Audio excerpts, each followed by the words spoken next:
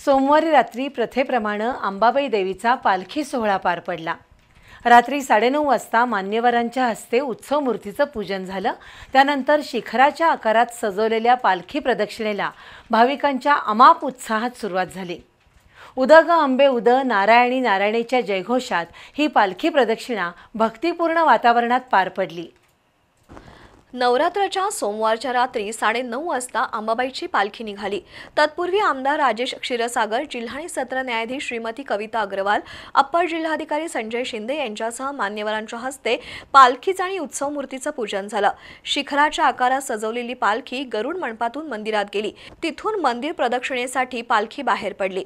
भालदार, चोपदार यांच्या लवाजम्यासह पोलीस बँडच्या निनादात आणि नारायणी नारायणीच्या गजरात पालखी मंदिरातून फिरली।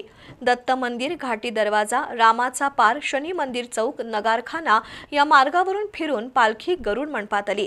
तिथंही मान्यवरांच्या हस्ते उत्सव मूर्तीचं पूजन झाल्यावर पालखी मंदिरात नेण्यात आली।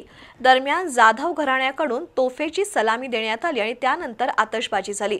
पावसानं विश्रांती घेतल्यानं सोमवारी रात्री अंबाबाई मंदिरात पालखी सोहळ्यासाठी हजारो भाविकांनी गर्दी केली होती।